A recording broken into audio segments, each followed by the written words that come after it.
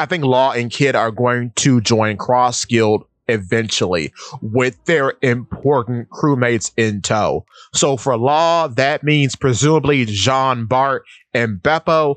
And for Kid, that means Killer, of course, Wire and Heat, even though Wire and Heat are kind of bums. The reason why I say this is because for a long time, for over a year now, I have always thought that it would be possible for Kid and Law to come together as a joint crew in order to replace Shanks as a Yonko organization. However, even though the narrative does tell us that they are stronger together than they are apart, you see this as Sabaody Archipelago when their two crews are able to take down a pacifista. And then, of course, you see this in Wano when the efforts of Kid and Law are able to take down Big Mom. Even though there were a ton of other environmental hazards involved with that, still, I would give them the credit for the victory. But the point is that they are stronger together than they are apart. With that being said, though, they don't have the manpower to have their own organization. They just don't. Because when you look at their respective crews, outside of the captains, there isn't much talent on the crew. When you look at the Heart Pirates, it's really Beppo and sometimes Jean Bart. When you look at the Kid Pirates, it's really Killer bringing up the rear behind Kid, and everybody else is fodder. It is what it is. So they don't have the manpower to have their own independent organization, even if they join forces. I don't think that's possible. I don't think the narrative is telling us that it's possible.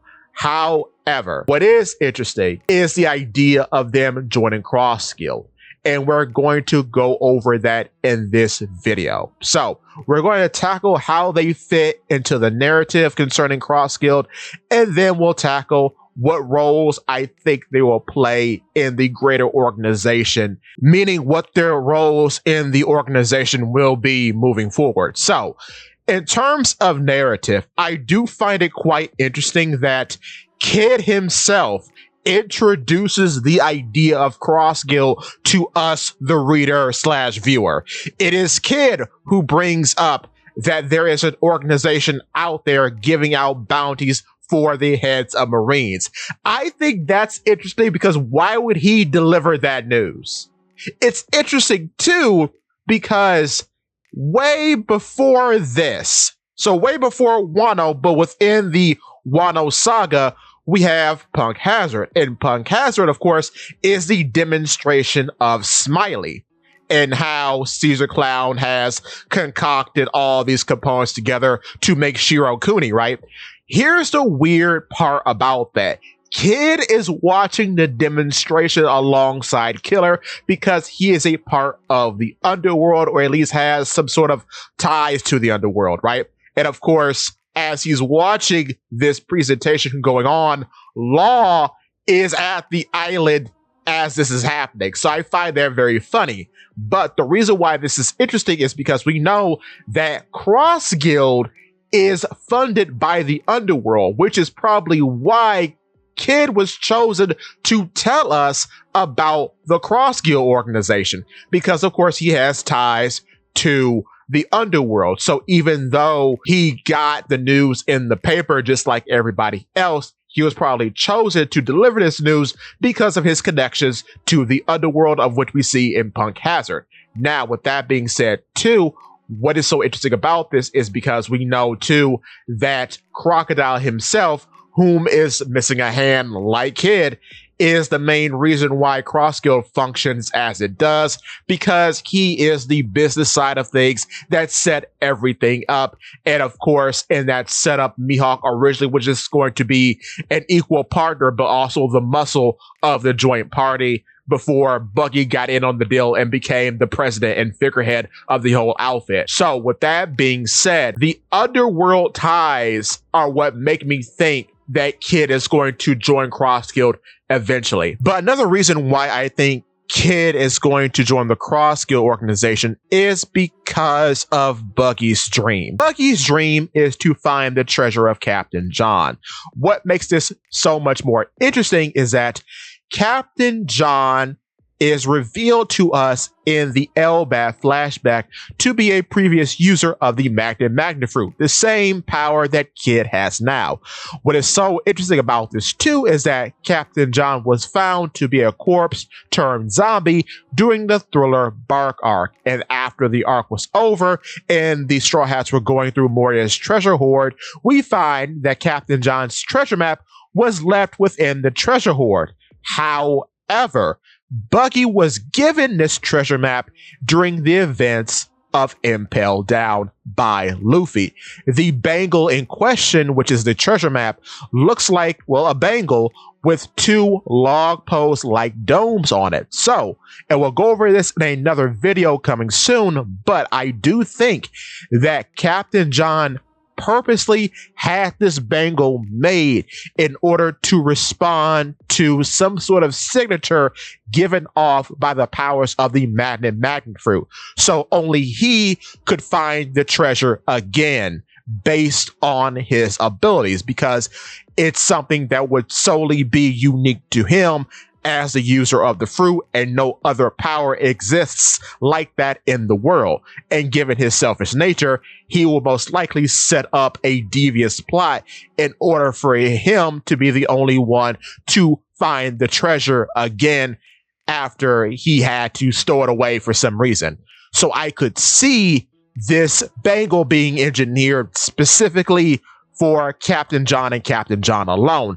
But now, seeing as how Kid has the same power, he most likely could assist Buggy in finding Captain John's treasure, which I think Captain John's treasure will lead to another narrative plot point that could be even more important, that some character in the future on Cross Guild will pick up and will have a rerun of what we had with Captain John's treasure map, but it will be more significant to the narrative. It might divulge something very big in terms of lore. With that being said, going off of the events that happened to Kid and Buggy, I found a very interesting comparison.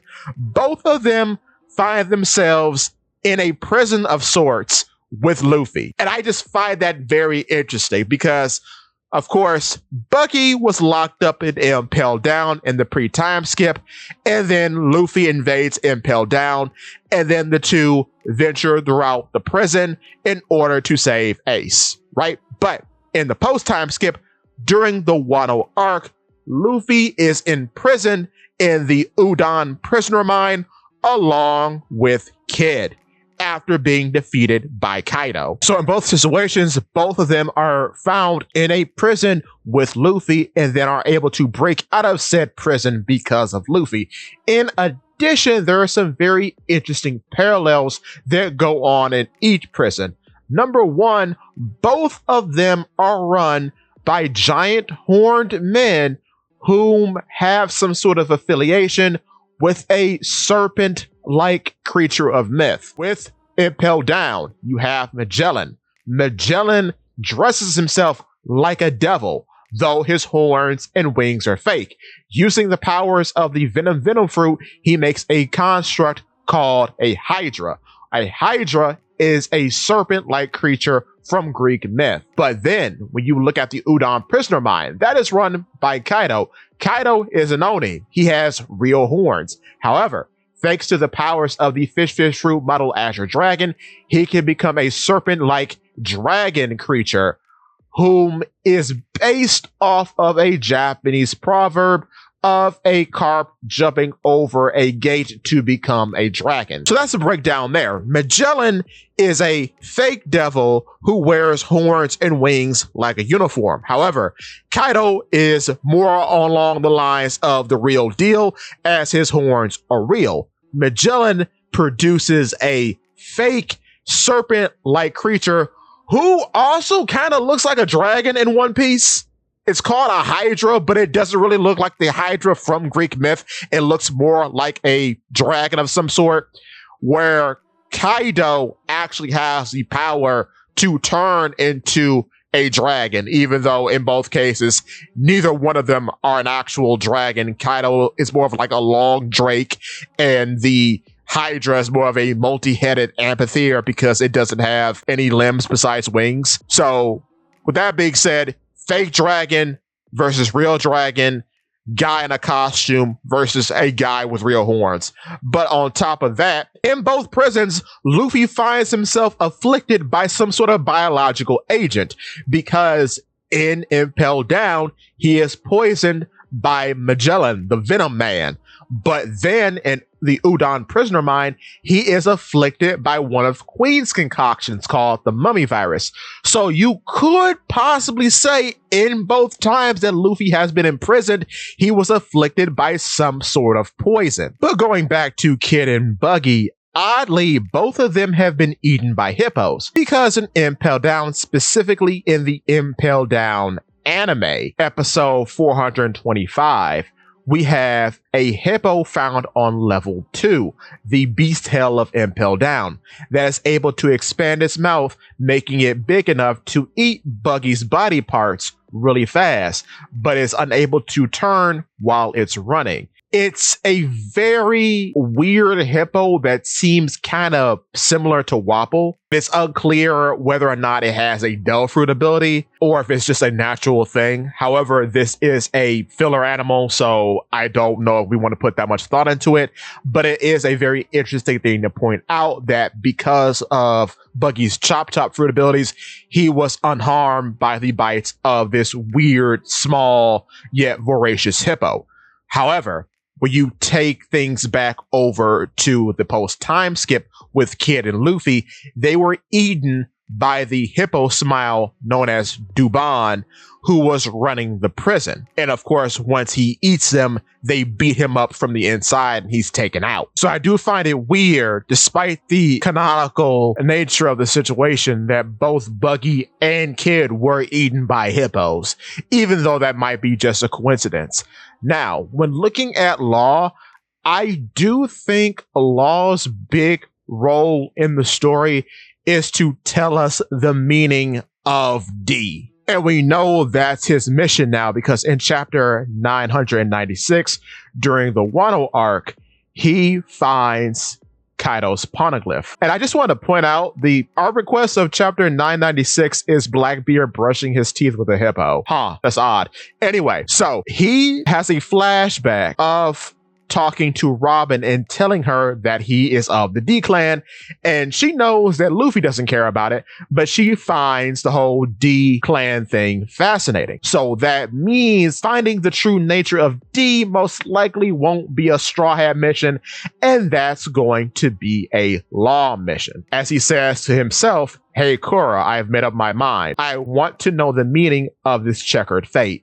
So when it comes to the whole D-Clan thing as a whole, I think that plot point solely falls on Law. And I think with him presumably joining Cross Guild, it's going to develop into a more interesting concept, because even though I am unsure if Buggy is directly related to Roxy Xebec, it's very clear that he most likely is a member of the D-Clan. And we've talked about that in a few videos now. But he most likely is a D-Clan member like Law. So I could see with Law finding out more about the D-Clan, he in turn finds out more about Buggy, and then we find out that they're both connected in some way because they're both a part of the D-Clan. But with that being said, and spoilers for Elbaf, I do think Buggy is a part of the Davy Clan along with Xebec and Marshall D. Teach, otherwise known as Blackbeard. But I do think by Law, presumably joining Cross Guild, we could potentially find a poneglyph that dates all the families of the D-Clan. Maybe like the royal families of the world nobles, there are 20 or so D-Clan families that are the most important that have branched off and created other sects of the D-Clan. So I could see that being a possibility, but I think that ultimately falls on the shoulders of Law and presumably Cross Guild. But with that being said, too, I do find it funny that if this does come to pass, Law will find himself in the presence of another person very interested in poneglyphs, with that being Crocodile, because of course the whole bit about the Alabasta saga was Crocodile finding out where Pluton was through using Nico Robin to read the poneglyph in Alabasta. So I find that interesting now that Crocodile would be in the midst of another scholar interested in the poneglyphs, even though Law can't read them. So when it comes to reading, I need you to read that little button below your screen that says subscribe. And if you're enjoying the video, please click that button. It really helps a lot. Followed by giving me a thumbs up if you would be so inclined, and a ring of that magic bell so you never miss a Polypede Works video. Then, if you can find it, please click that hype button. It helps somehow. I have no idea. But on with the video. Moving off of that, we're going to talk about how thematically, how Kid and Law and their important crewmates fit into the theme of Cross Guild before we talk about what roles the two will play in the organization as a whole. So, Cross Guild, in being headed by Bucky, is still circus themed. It is a very circus-themed crew. The timing has not changed from when we see the Bucky Pirates in Orangetown. So with that being said, I want you to think about all the members that we have so far as if they were stereotypical things that you would see in a circus. So, starting from Bucky's crew as a base, we have a clown who is also a analog to the whole magic trick of sawing somebody in half. Then we have a sword swallower in Kabaji. Moji most likely is someone with hypertrichosis, which explains his abnormal amount of body hair and the whole gag of him shaping it into different animal characteristics throughout the series. This most likely is a nod to sideshow performers with the same symptoms, such as JoJo the dog-faced boy, whom performed in sideshows using their abnormal amount of body hair as the attraction. Following that, we have, of course, Richie. In being a sideshow act, Moji is also a lion tamer, and Richie is the lion. Lions are often found in circuses as performing animals. But going off of that, we have Alvida. Alvida could be a nod to how you have obese individuals in circuses sometimes, but she's a reverse onto that because her ability in the smooth fruit actually smooths out fat cells, which is why she is skinny and curvaceous now and also somewhat invincible. But I do think her having that fruit and formerly being a corpulent woman is a nod to the whole bit about obese individuals being sideshow performers in circuses sometimes. So when it comes to Mr. 3, and I didn't know this, wax figure exhibits often depicting famous people were a part of traveling circuses and dime museums in the 19th and early 20th centuries. So, like the rest of the characters, Mr. 3, in being a user of the wax fruit, is circus themed. So, now getting into Cross Guild proper, we come to Crocodile. When it comes to Crocodile, and this could be very, how should I say, very theoretical, because we don't know this to be true, and I know a lot of people don't like this theory, but there is a small chance that Crocodile could be a nod to the bearded woman, as he is wearing a male persona to cover up his true nature as a woman. And this is because of the long-standing theory that Crocodile was originally a woman changed by the powers of the hormone fruit possessed by Ivankov. So I could see that being a possibility. However, we come to Mihawk. Mihawk is a master swordsman, so I would say because of the skill alone, that makes him a circus act of sorts. But the artistry of the blade is used in a variety of ways during circus acts. So we have regular choreography of the blade, which is what Mihawk would be in being an expert swordsman, but we also have knife throwing and sword swallowing. So while Mihawk is the master swordsman, Kabaji is the sword swallower, and by that extension, Buggy was a bit of a knife thrower, as he did primarily use knives back in the day, though I would call him more of a gunslinger now with his monkey balls. But we have another person to talk about when it comes to knife throwing. That is Mr. One, otherwise known as Das Bones, as he literally is a human knife, a human blade, in being the user of the dice fruit. So we have a sword swallower, an expert swordsman, and a living blade.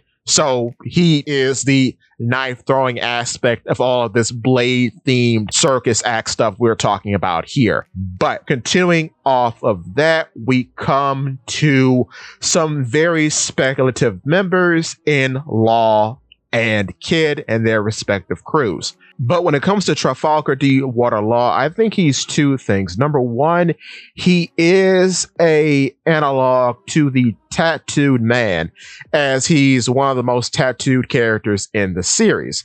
But he is also a stage magician, as all the powers of the Op fruit do read like magic tricks, such as making people disappear by replacing them with objects, or teleporting via the use of his room, or bisecting people harmlessly by the use of the Op fruit in combination with his blade, which is a very similar analog to Buggy when you're talking about the whole sawing a lady in half trick that's often performed on stage. So both Buggy and Law have that in common. But to continue. So in that way, even though he's very much a doctor and a surgeon, he could be read as a bit of a stage magician in that way, which is why I think he's a perfect fit for Cross Guild and their circus theming.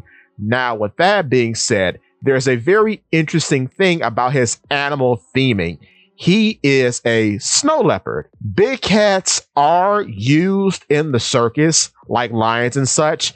But the reason why I bring the animal motif up is because Buggy's animal motif is a panda. So I find it funny that both of them have motifs after black and white mammals. I just think that's interesting. But on the topic of mammals, we come to Beppo.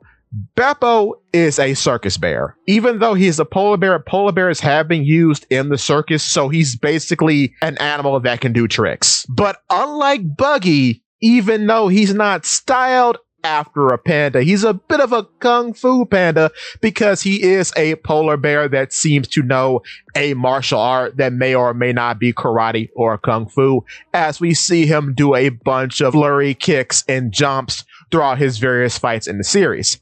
But on the subject of important members in the Heart Pirates, we come to Jean Bart, who apparently was a captain before being captured by the Celestial Dragons and treated like an animal by St. Roseward. And I did not know that, because when they first meet in chapter 505, Law says, "You want to come with me, Captain Jean Bart?"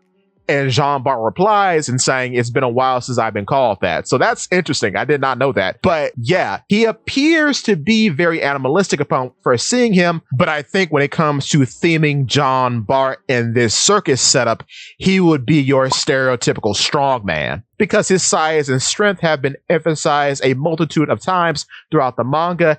And in Marineford, we see that he's big enough to capture somebody like Jinbei in his arms, and Jinbei is nearly 10 feet tall. So he's about the size of Kuma, and we see this too actually in the anime, though it's unconfirmed exactly how big he is. But in the anime, he's able to grapple as a pacifista, so he's at least the same size as Bartholomew Kuma, as all pacifistas were cloned after Bartholomew Kuma. So that's something very interesting to point out. So his circus theming is being the strong man, both for his animalistic nature upon first seeing him, but also for his immense strength upon further inspection throughout the series. Kid and the majority of the Kid Pirates honestly could just be a big reference to Art Chaos, which is the French contemporary circus company that pioneered all these sort of dangerous stunts you see in circuses in the modern age, like fire breathing, chainsaw juggling, etc. Because you do see a bit of that in his crew. Kid himself has a few themes to him because on one end, with him using the powers of the magnet fruit and him being more of an artist as opposed to a shipwright, and I've said that a multitude of times on the channel, but I do think his entire setup with his magnet fruit is a reference to how you have all these unique and imposing scaffolding projects in these big circus shows to perform all of these weird and fantastic stunts. The scaffolding itself doesn't matter. It's the show being performed that matters, much like how the actual integrity of kids' constructs don't matter. It's the fact that they're artistically flamboyant that matters, which is weird calling Kid flamboyant, but he is. Now, on the subject of flamboyance, another reason why Kid would fit with Cross Guild, because oddly, out of all the Yonko crews, the Cross Guild organization has the most to do with Shanks, as both Buggy and Mihawk have a relationship with Shanks. That outmodes Luffy and Blackbeard, because in both of those crews, only one person has a significant relationship with Shanks, and in both cases, that is the captain. But with Buggy and Mihawk, both of them have an intimate relationship with Shanks and are now on the war path to beat him to the One Piece. So with that being said, I could very much see Kid joining Cross Guild because he is amongst like-minded people, especially seeing as how Buggy and Mihawk are figureheads of the organization. But with that being said, too, both of them have been tossed aside by Shanks in one way or another. Ben Beckman, a red-haired pirate, took Kid's arm, and then Shanks himself defeated Kid personally. Therefore, he has been embarrassed not once, but twice by the organization of the red-haired pirates. And then, as they were children, Buggy was always tossed aside in favor for Shanks by Roger, presumably. At least that's how he feels about it. So I could see the two teaming up in that way. As to say, all my homies hate Shanks. But anyway, but getting back to animal motifs, Kid's animal motif is the bull. And this actually comes out in the fight against Big Mom, because one of his attacks is called Punk Cornadillo, which is just a big bull that he's made out of scrap using his magnet fruit powers.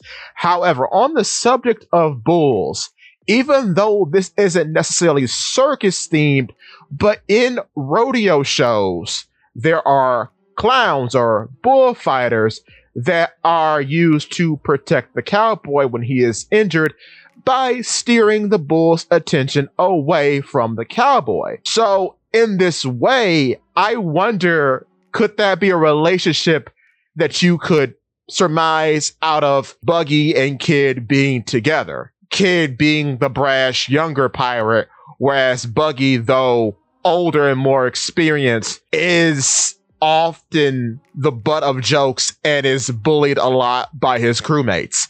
I wonder. So, moving on, we have Killer. Killer is a bit of what I was talking about earlier, in which he is the chainsaw juggler in a way because of his Punisher blades, which are the sickles attached to apparatuses on his arms that he spins at a high velocity, making it look like that he's juggling blades as he's fighting. They spin so fast that they create a buzzsaw or chainsaw-like effect. They're so powerful, in fact, that the wind pressure from the blades are able to damage opponents like Kaido somehow from the inside out. What's also quite interesting about his fighting style is that he's very acrobatic, like a stage performer or a trapeze artist that you will find in a circus. On top of that, and I've saved the best for last, If you don't know, Killer ate a smile fruit. And in SBS 101, we find that if the smile fruit actually worked, he would be an elephant. Elephants are often used in circus performances. So in that way, it's very funny that he compares very nicely to Beppo, because both of them, when you get right down to it, are animals that can do tricks. Beppo being a bear and Killer kind of being an elephant. It's also very funny that Beppo, and being a mink, comes from a giant elephant island in Zou, and if Killer's devil fruit actually worked, he would be able to turn into an elephant. So when talking about Killer, when it comes to this sort of circus theming, he is a juggler, he is an acrobat, and he is a elephant that can do tricks. So that's pretty funny when you wrap it up all together. Now, when it comes to heat, he has the ability to breathe fire for some reason, which makes him kind of like Kabaji, because he can do the same thing. So I would say that both of them are very circus themed in that way. And then I have nothing for Wire, as Wire has kicked a guy once, I think, and that's about it. So moving on, another very interesting thing that I could see happening in the future, and this is completely speculative. However, in terms of finding the poneglyphs and getting down to business of finding the true history of the D-Clan or what have you, I think the secret to that might be Killer himself, because a theory that I've heard around the grapevine is that Killer could be a member of the Three-Eyed Tribe like Charlotte Pudding. Because a very funny thing about Killer is that even when he's Kamazo the Manslayer, we don't really get to see the full visage of his face, as his face is mostly covered in bandages when he's Kamazo. Even when he's defeated by Shanks and his mask is broken, his face is still covered. When he's a child, his face is covered with hair.